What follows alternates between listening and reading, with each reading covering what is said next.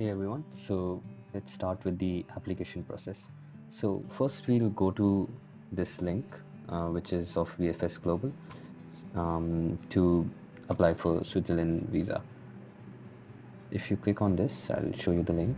This is basically visa.vfsglobal.com, and just note that this is different for different countries to which you are applying. So for India to Switzerland, the URL would be like ind/en/che. En is basically English, and che is just a short form for whatever code they use for Switzerland. So once you are on this website, you can check different options here. You have to go here, apply for a visa. You just start now, and there is a good step-by-step guide here which is already there. You can either follow this or you can follow my videos for shorter conversion time, you would say. And if you see here, there are different types of visas that you want to apply. I went for a tourist visa, but if you have different preferences, you can check in the visa type to apply, which is this tab basically. And then you can begin your application from here. So for beginning your application, you have to download a visa application form, which you can download from here.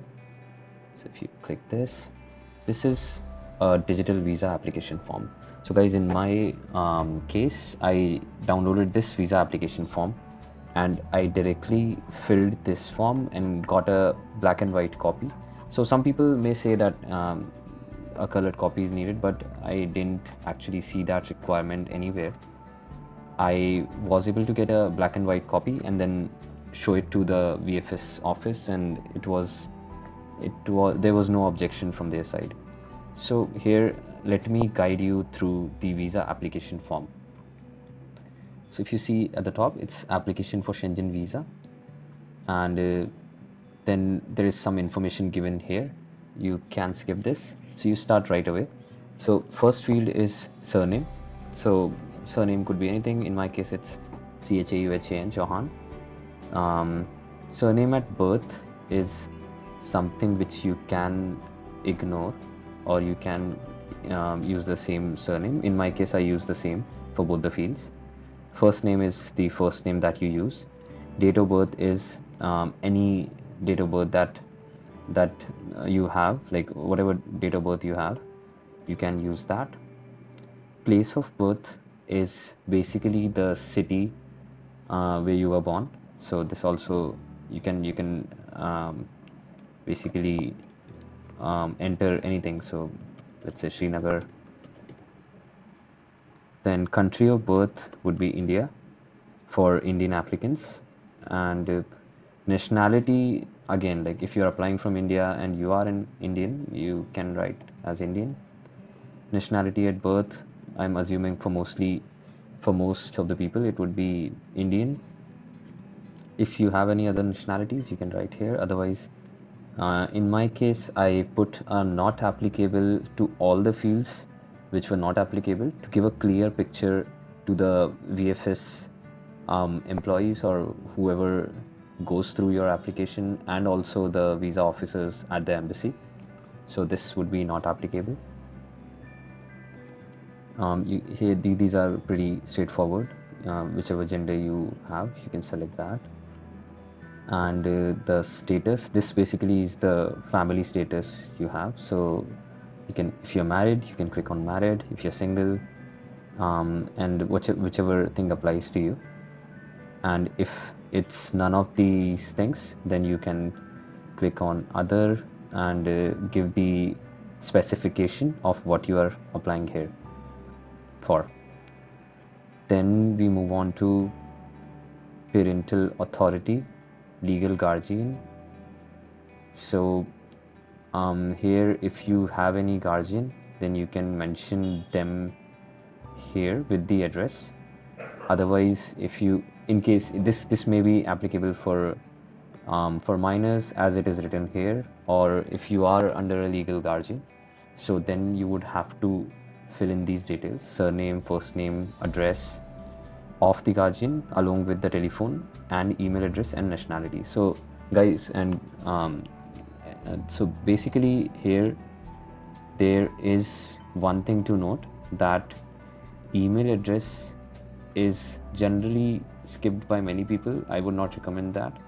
So if your guardian doesn't have an email address, it's a simple 5 minutes thing, right? So just create an email address and put it here. So the information itself should be complete, and hence it's important that whatever is mentioned in the form, you make sure that you fill that. Or otherwise, if let's say in this case, for my case it was not applicable, so I filled it as not applicable. Please don't leave anything as blank, because that could give false information, or that could give incomplete information to the visa officers, because they don't know that is there a legal guardian for you or not. So then we move on. 11th point is the national identity number. In my case, it was the Aadhaar number which I filled here. So you can go ahead and fill that. Otherwise, you can, I think for Indians, it's the Aadhaar number. For me, it worked. And you can also fill the Aadhaar number here. If you are filling this form from any other country, then whichever country's national identity number applies here, you can fill that. Then 12th would be type of travel document. For most people, it would be ordinary passport for civilians. There could be other special cases like service passport, special passport, or diplomatic passport. So make sure that you check the one which applies in your case. Then we move on to the 13th point, which is number of travel documents. Number of travel document. This basically is the passport number that that is required here. So I filled some dummy number. You can fill whatever you want. In my case, I filled my passport number, and this information you can get from your passport itself. It's the front of the passport where I'm just checking. It gives you the place of birth, place of issue, date of issue, and date of expiry. So you can use that. So date of issue would go here, and valid until is basically the expiry date of your passport, of your current passport, and this is whatever is applicable in your case. You can fill that. Issued by.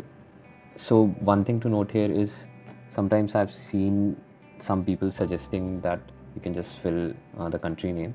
In my case, I filled whatever was given in my passport. So in my case, the place of issue was Bhopal.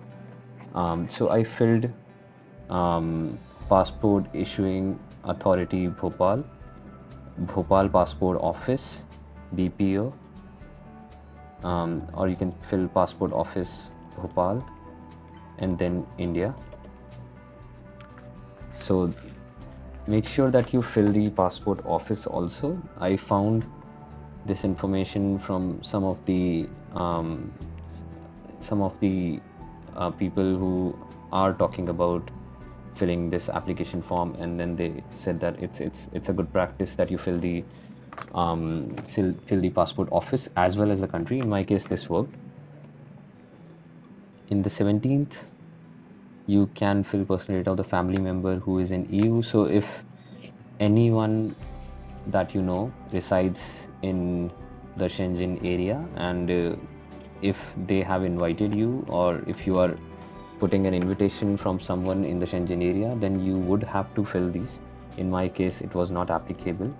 Then so I filled not applicable, and similarly here also everything was. So in some cases the date format it doesn't take, so you can just fill blank. Nationality again not applicable, these things. But make sure that in your case, if you, for your visa, if you have an invitation from someone residing in the EU, then these fields needs to be filled. 18th is family relation. Again, like this is related to the 17th point. If the person who is inviting you is is in a way related to you, then you can just check whatever is applicable here.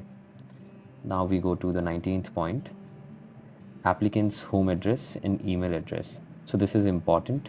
You fill whichever address is given in the passport. I would suggest that. So there could be cases where you are residing somewhere else or you are working from somewhere else. In my case, it was Bangalore, so I'm working from Bangalore, but my hometown is in Madhya Pradesh. So there was so it's a bit risky in my opinion if you fill multiple addresses, because mostly the visa officers, they check your passport, so passport is the source of truth for them for most of the cases. If you are filling the address where you are currently residing, then you should have solid proofs. But again, I would recommend that you fill the address that is given in your passport and abide by that. So they would generally not ask about why you have filled this if you are working from this city. They just want your permanent address kind of a thing, in my opinion. So you can go ahead and fill the address that is given in your passport. Then you need to fill your telephone number. So just for your sake, I fill something here, flat, XYZ street. Then you can fill wherever you are residing, Karnataka, 07, whatever applies in your case, but make sure that it's the passport address that you fill here. In my case, it worked. Telephone number is whatever phone number that you have, then you can fill that.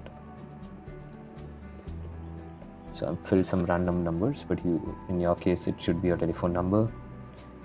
Residence in a country other than the country of current nationality. So whoever is residing in any other country other than the current nationality, they have to mention it here. In my case, it was no, I filled here.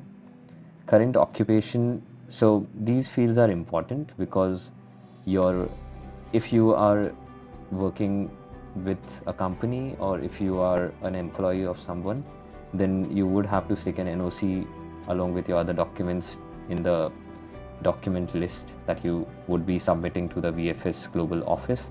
So in this case, these fields would be highly important because these fields, the visa officers will match with the documents that you have submitted. So for the 21st point, current occupation, in my case, it's basically software engineer. And in your case, you can fill anything that applies to your case. It could be businessman, it could be AI specialist or anything. One tip here, I would suggest you can fill whatever designation that you currently hold in your company or whatever designation would be given in the NOC, so that all the information are synced and it's very easy for the visa officers to actually confirm your particulars. So that's why whenever you are filling anything in your visa application, I would always suggest that the information should be coherent and it should match everywhere.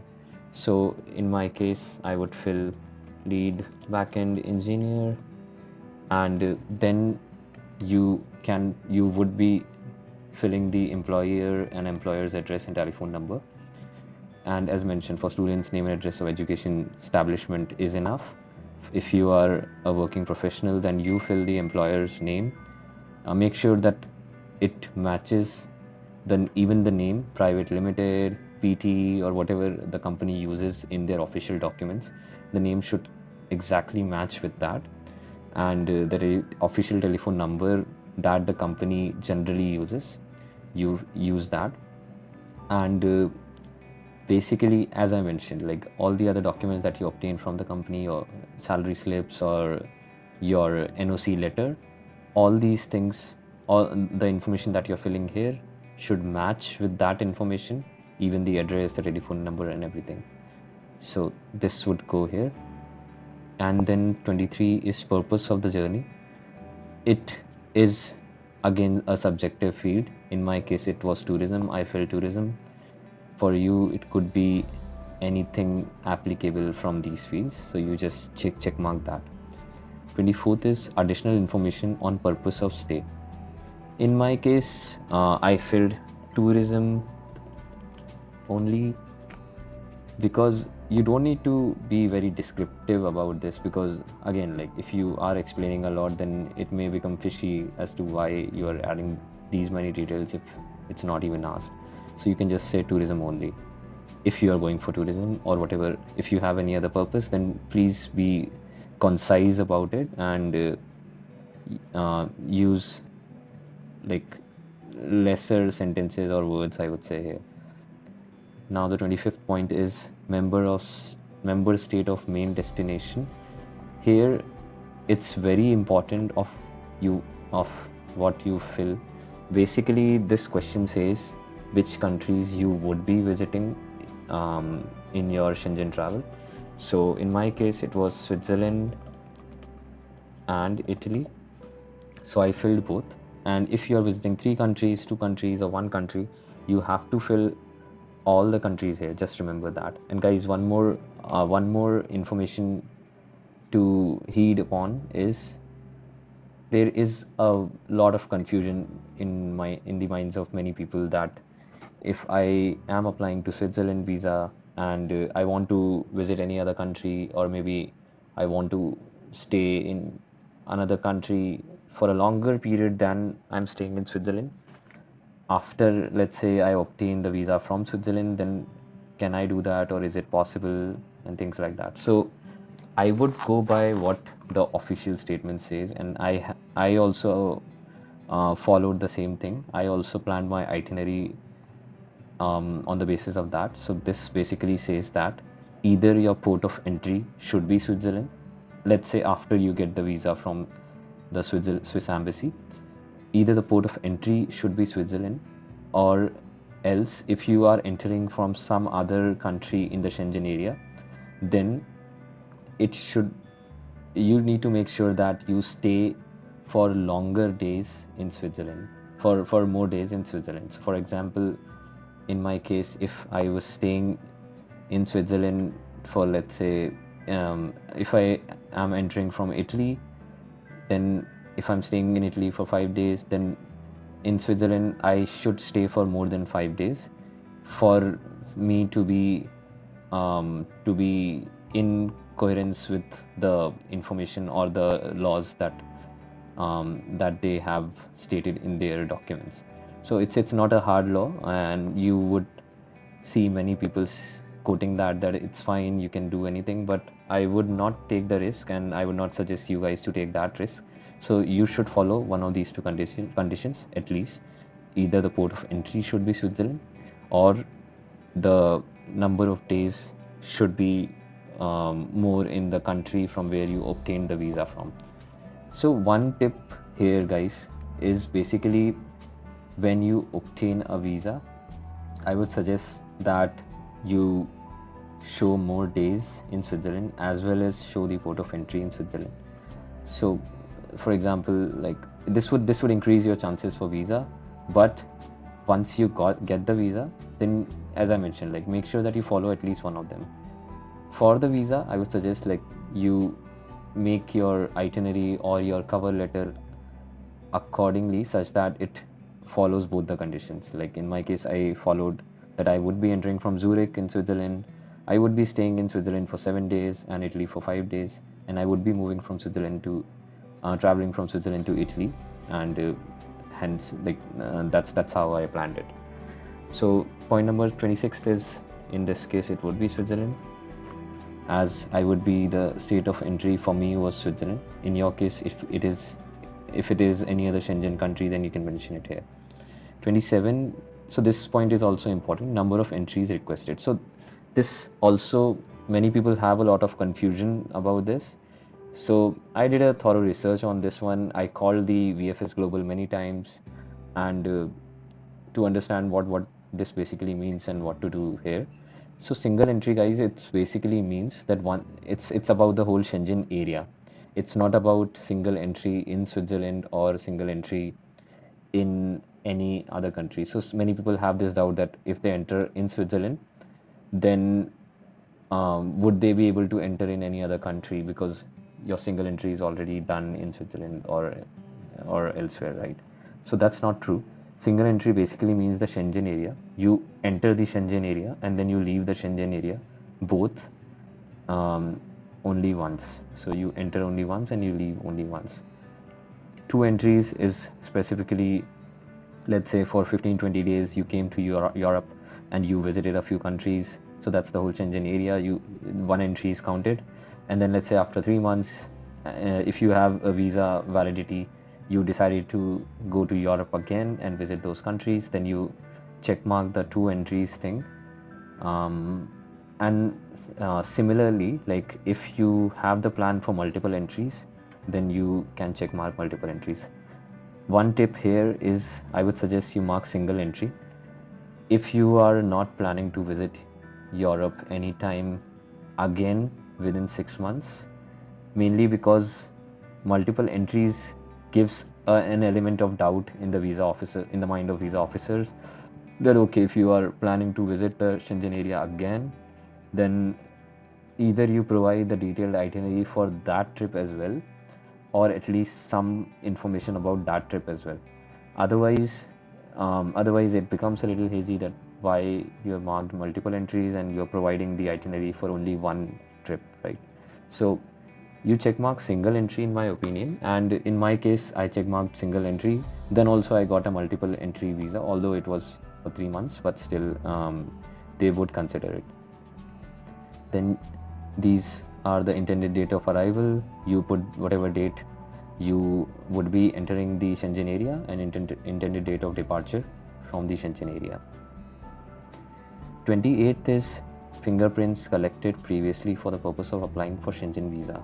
So this is also important. So if you have obtained Shenzhen visa before, or if you got rejected from getting the Shenzhen visa, in both the conditions you would have to tick mark yes here, otherwise you tick mark no, and then you put the date of the latest, you can say the latest of which you applied, the latest date when you applied. And then if you got the visa, then the visa sticker number would come here. 29th is entry permit for the final country of destination where applicable. This again, you can basically skip this one and put a not applicable here. If you have an entry permit from the final country of destination, then you can put it here. Otherwise you can just put a not applicable here, and the dates could just be left blank. Then you have 30th, which is surname and first name of the inviting person in the member states. So this is also important, guys. Previously for the invitee, I mentioned that you have to write their name and address. This is similar, like you write the surname and the first name of the inviting person if you are invited by a person of the member state, by a resident of the member state. Otherwise you put the hotel name of the first entry when you enter the Shenzhen area. So let's say, in my case, let's say I can take one example of Ibis Zurich airport,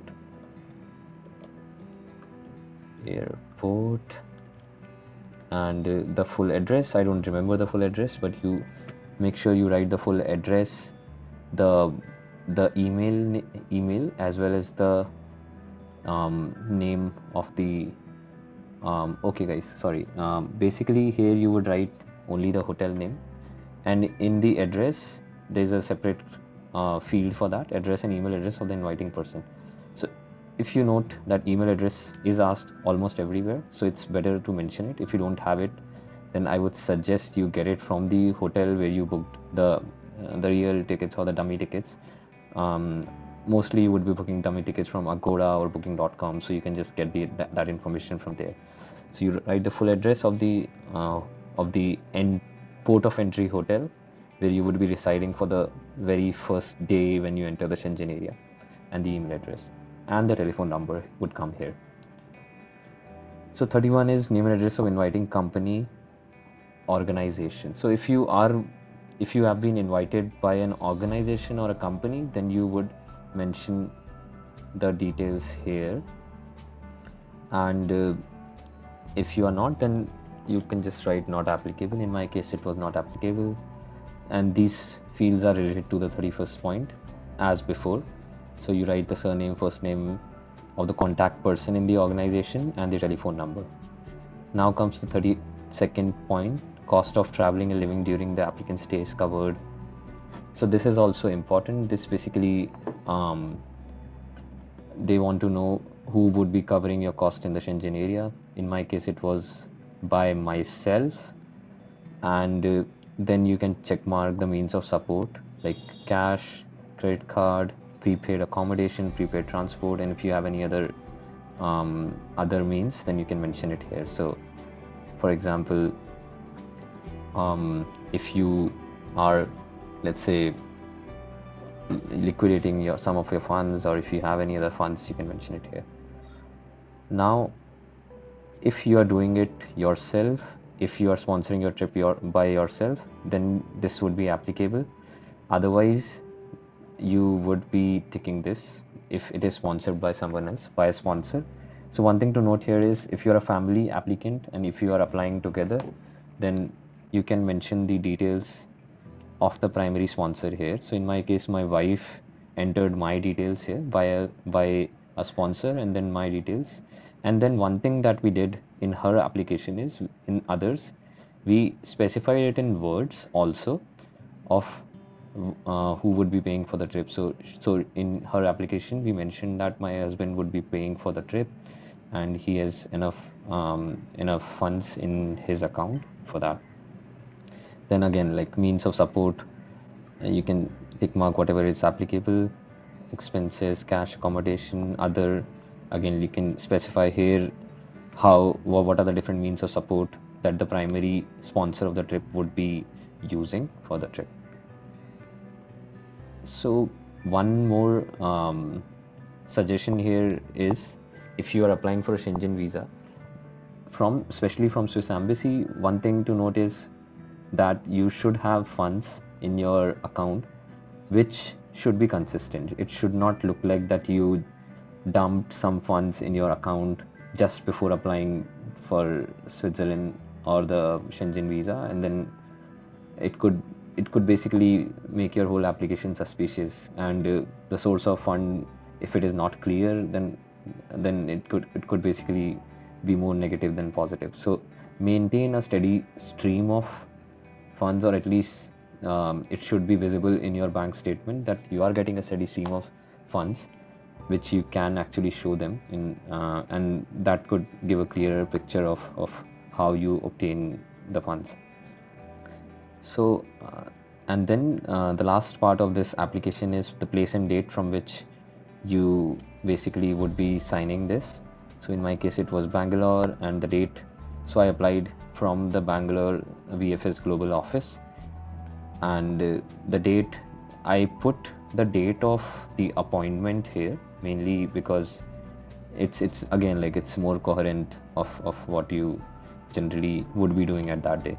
So place and date, and the signature basically can come here. So some people may say that this application could be filled by hand, but I would not suggest that, because in a few official, I think somewhere in the official website, I saw that the application form should be typed and it should not be handwritten. So guys, just make sure about that. Signature, you can place an e-signature here. So if you're using an iPhone, you can just use the signature feature in the iPhone Photos app. Otherwise, you can actually take a printout and put your signature here. For signature, it's fine, it could be handwritten. Place and date, again, it could go here, and again, like, place and date again could be handwritten.